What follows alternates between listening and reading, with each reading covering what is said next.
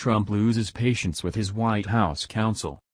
White House counsel Don McGahn has largely stepped back from managing Donald Trump's response to the expanding Russia investigation, but that hasn't stopped the president from lashing out at him about it anyway. Trump started the week by giving McGahn, a loyal supporter who was among the first Washington establishment figures to sign on with his presidential campaign, a dressing down in the Oval Office for not doing more to quash the Russia probe early on. The episode, recounted by 4 people familiar with the conversation, came as part of a broader discussion on Monday about the president's frustrations with special counsel Robert Mueller's investigation into Russian interference in the 2016 election, which now includes the question of whether Trump himself tried to obstruct the investigation by firing FBI Director James Comey. The Russia portfolio has been handed off to Trump's longtime personal attorney Marcus Aulitz, leaving McGahn to focus on the standard duties of the top White House lawyer, vetting political appointees, selecting judges for vacancies in lower courts, and giving legal advice on potential legislation and other White House policy decisions. Trump's willingness to lay into him for the escalation of the probe, largely the result of Trump's own decision to dismiss Comey, illustrates McGahn's falling stock in the West Wing, as well as Trump's desire to find someone to blame for his legal predicament. This is one of the misconceptions about the White House counsel's office. Don represents the institution. What is going on with Russia and Mueller are matters involving Trump in his personal capacity, said one informal but frequent advisor to the White House. I am not sure the president completely understands how these roles are segregated. Neither the White House press office nor McGahn responded to a request for comment.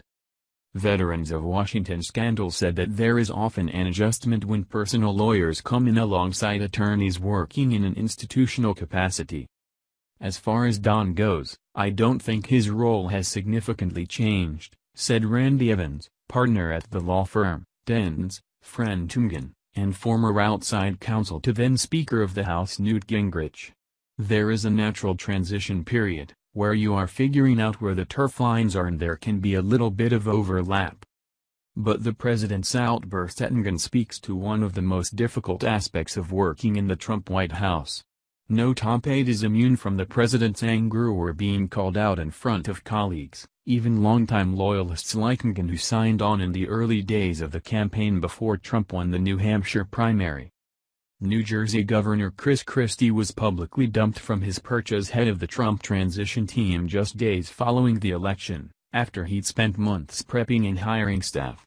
Attorney General Jeff Sessions infuriated the president when he recused himself from the Russia investigations, after it came to light that he'd met twice with the Russian ambassador during the presidential campaign, even though he was an early Trump supporter.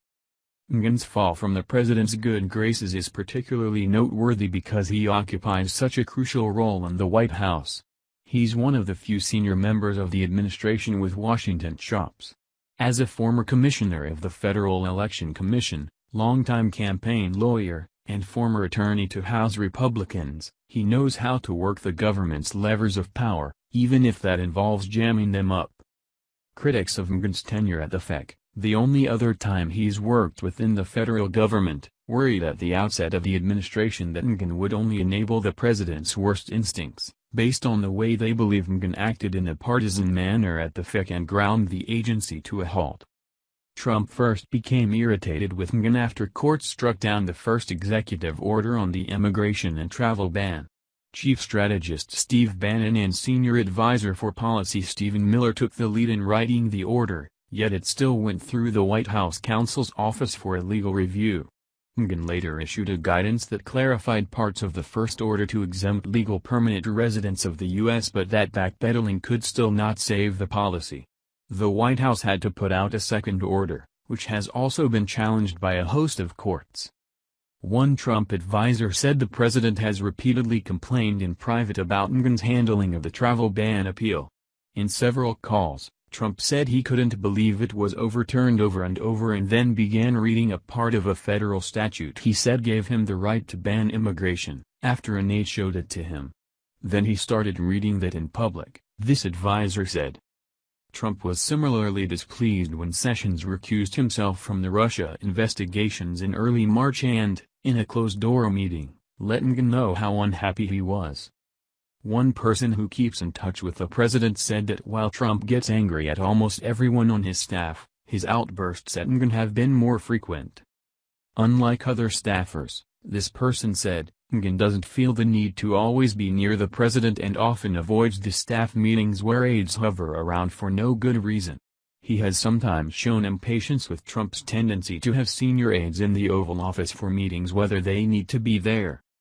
McGahn contributed significantly to the president's most striking successes. He handpicked Neil Gorsuch to be Trump's Supreme Court nominee, personally shepherding him through meetings on the Hill and a smooth confirmation process. He also heavily advised the administration on the legal strategy to roll back several Obama-era regulations during Trump's few months. Now, he is busy selecting judges for lower court appointments, efforts that could tilt the court system in conservatives' favor for years to come. Two other people who have spoken to Trump said the president's displeasure with his counsel speaks to his concern about whether he was getting good advice on the Russia investigation before Koussalis came on board.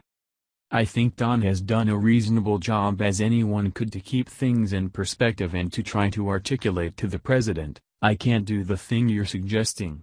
You have to let the process unfold, said the informal, frequent advisor about McGahn's role in the Russia probes. McGahn, as the White House's top attorney, is meant to advise the administration on all legal matters from conflicts of interest, to national security, to the vetting of top political appointees and provide the White House with the legal underpinning for its decisions, while Koussalis is meant to solely protect the president's personal interests. The White House's decision to hand Koussalis the Russia portfolio is very different from the way the Clinton White House handled the scandals it faced. While Trump's White House press shop has diverted all Russia-related calls to Koussalis and Mark Corallo, a spokesman for Trump's legal defense, the Clinton White House set up its own internal crisis management shop, separate from the daily press staff yet still part of the White House. Mark Fabiani took on this job starting in 1994 before shifting it over to Lanny Davis in 1996 to help with campaign finance and other crisis issues and to bridge the difference between the two White House operations.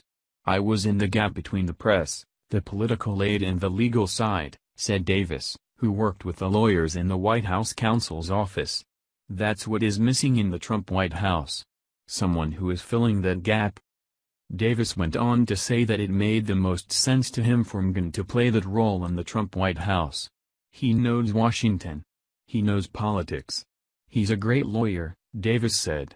He's in the best position to be the bridge as a lawyer between the White House lawyers and the press operation. One prominent white-collar attorney close to the Russia probe told Politico that McGahn knows this history, familiar to most people in the world of Washington crisis management. In the case of the Trump White House, Koussalis has created a separate parallel legal office and has even met with administration aides without anyone from the White House counsel's office present.